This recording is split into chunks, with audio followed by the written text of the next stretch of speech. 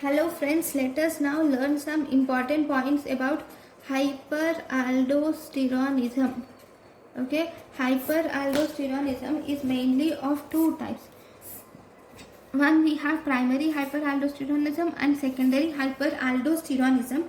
Here there is increased production of aldosterone hormone. Primary hyperaldosteronism can be due to adrenal adenoma, which is seen in 40% of patients, or it can be due to adrenal hyperplasia, which is mostly bilateral, and it is seen in almost 60% of patients.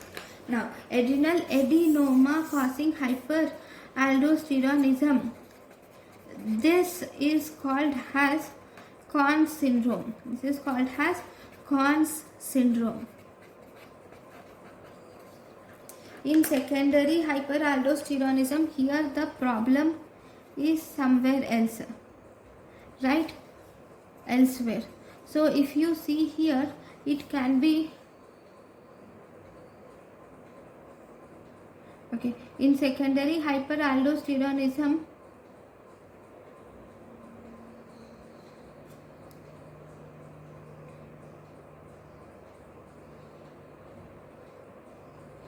it can be due to renin-angiotensin-aldosterone system. So in conditions like congestive heart failure, chronic kidney disease, or in cirrhosis, there will be volume overload. Because of this volume overload, this will result in activates renin, which will activate angiotensinogen conversion into angiotensin 1, followed by angiotensin 2, which will activate aldosterone, and thus it results in increased production of aldosterone. So this is the main important cause of secondary hyperaldosteronism. Now if we see what are the other causes of hyperaldosteronism, these are actually other rare causes of hyperaldosteronism. These include, we have syndrome of mineralocorticoid excess, or it can be due to Cushing syndrome. These are just rare syndromes, just you should know the names. And then it can be due to adrenocortical carcinoma. Then it can be due to congenital adrenal hyperplasia, or it can be due to Liddle syndrome. So all these are the rare causes of hyperaldosteronism.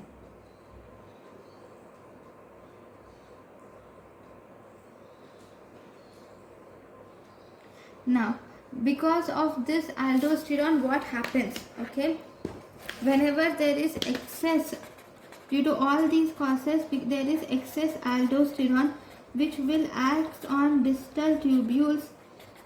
In the distal tubules, this will activate the epithelial sodium channels in the distal tubules, thus causes sodium and water retention, and it causes potassium excretion, potassium and H plus excretion.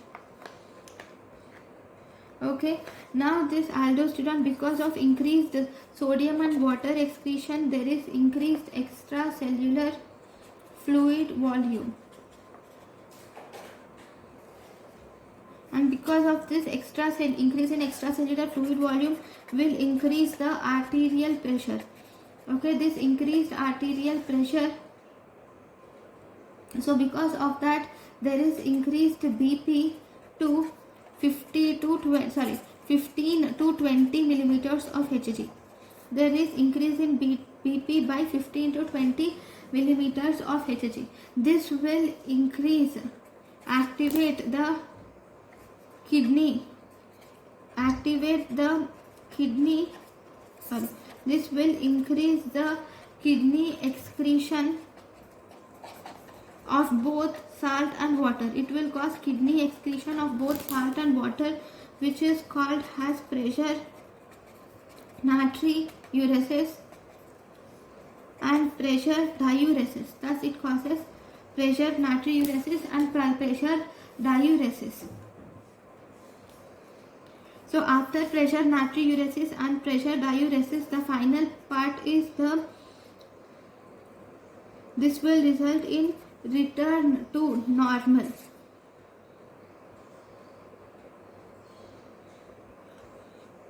So the extracellular fluid volume returns to normal. So as a result, no edema develops. Okay, so this process where the aldosterone will escape its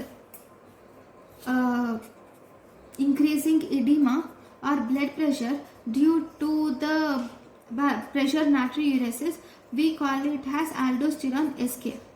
Pressure natriuresis is because of increased blood pressure, the kidney will excrete excess of water and sodium ions.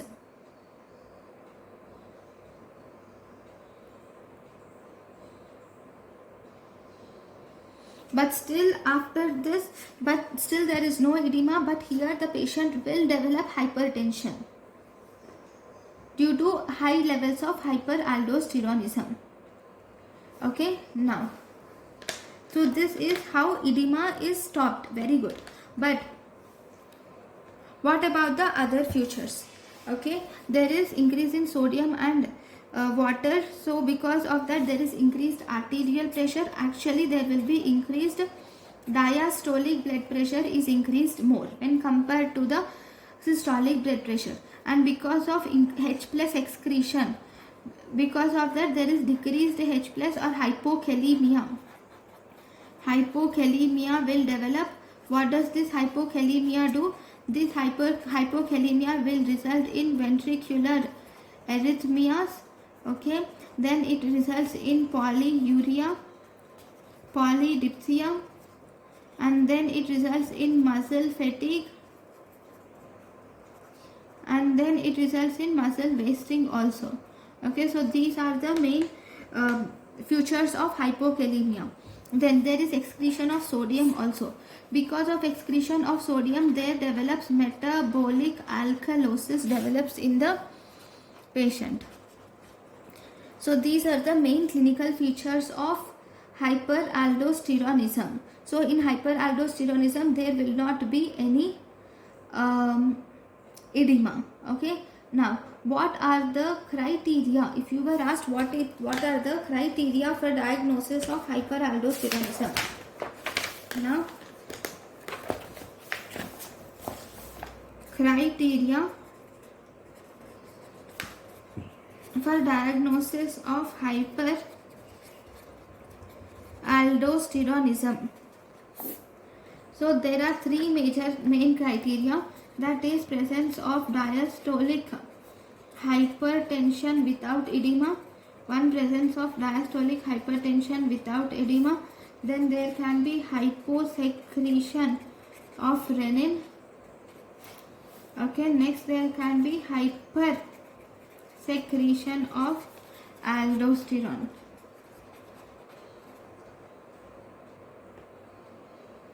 Okay, now let us now learn the differences between primary and secondary hyperaldosteronism. Primary hyperaldosteronism or secondary hyperaldosteronism. In primary hyperaldosteronism, there is increased aldosterone. In secondary hyperaldosteronism, also there is increased aldosterone. Okay, in primary aldosteronism, there is decreased renin. Because of increased aldosterone, it suppresses renin. Whereas in secondary hyperaldosteronism, there is increased renin. In primary hyperaldosteronism, there is increased volume will occur during the process. There will be increased volume. Whereas in secondary hyperaldosteronism, there is decreased volume.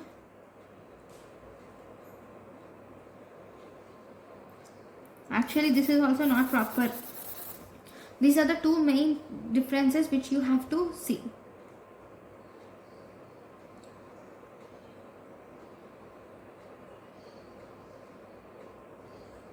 Now, what about the laboratory? If you see, most of the laboratories we have already dealt with it. Like you will see presence of hypokalemia is seen. That is hypokalemia is seen. Now, because of this hypokalemia, if you do an ECG, you will see small or inverted T wave is seen. Obviously, as I have already said, you will see presence of metabolic alkalosis, and you will measure the renin levels. And if you do ultrasonography, you will see presence of bilateral adrenal enlargement if it is adrenal hyperplasia, or if it is adrenal adenoma, unilateral enlargement can be done. You can do CT abdomen can be done. Similar, in CT abdomen you will see presence of bilateral adrenal hyperplasia or tumor develops. Then what about the screening tests? What are the screening tests for this? Now, if you see the Conn syndrome, the screening tests for Conn syndrome, first you can do plasma aldosterone renin ratio. Screening test is plasma aldosterone renin ratio, which is ARR. Then we can also see normal aldosterone levels. If they are less than 5 nanogram per deciliter, it is normal. 5 to 10 nanogram per deciliter, it is borderline. Okay, if it is more than 10 to 15 nanogram per deciliter, it is primary hyperaldosteronism. This normally it is 20 nanogram per ml. Plasma aldosterone renin ratio will be almost 20.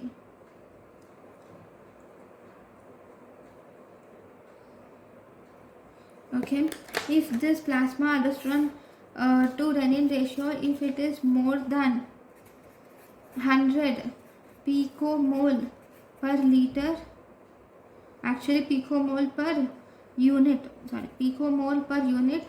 or if it is more than 30 nanogram per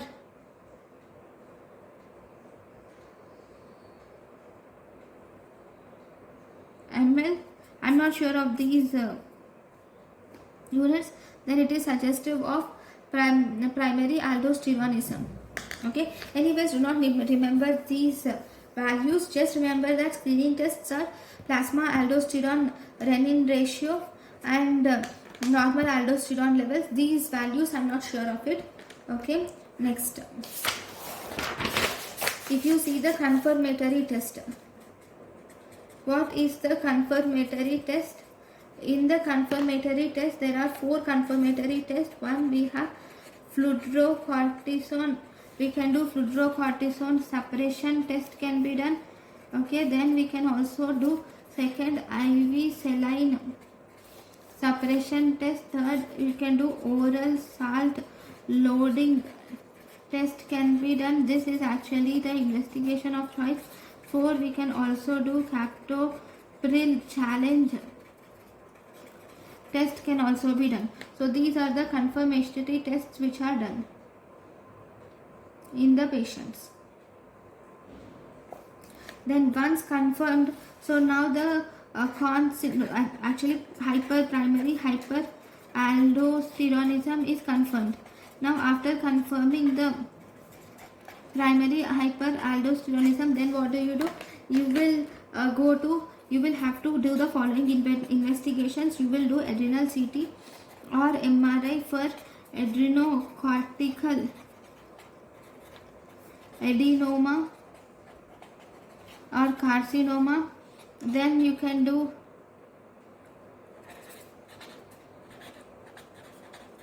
adrenal venous sampling can be done. Actually, this adrenal venous sampling, this is the gold standard. It is the gold standard for differentiating unilateral from bilateral adenomas. For differentiating bilateral and unilateral adenomas, adrenal venous sampling is the gold standard. Then if you see the treatment, in treatment, if there is adrenal, first you should give aldosterone antagonist should be given. First in the treatment we give aldosterone antagonist should be given. The aldosterone antagonist which is given are spironolactone can be given, or eplerenone is given, and this spironolactone or eplerenone is given for 4 to 6 weeks, and then potassium gets stabilized. Once the potassium gets stabilized, then you can go to surgical excision of the tumor. In surgical excision of the tumor, you should do unilateral adrenalectomy can be done. Unilateral adrenalectomy should be done if there is bilateral hyperplasia. If bilateral adrenal hyperplasia is there, then unilateral adrenalectomy is done for adrenal adenoma or carcinoma, which is or carcinoma. You can do actually adrenal adenoma, think of that. Okay, if there is bilateral adrenal hyperplasia, then you give spironolactone. You give spironolactone or eplerenone is given. These both, spironolactone or eplerenone, is given lifelong therapy. Then what is the differential diagnosis of Conn syndrome? Differential diagnosis of Conn syndrome is Liddle syndrome. Liddle syndrome also resembles this in most of the cases. Okay, so these are the important differential diagnosis. This is about Conn syndrome. Thank you for watching.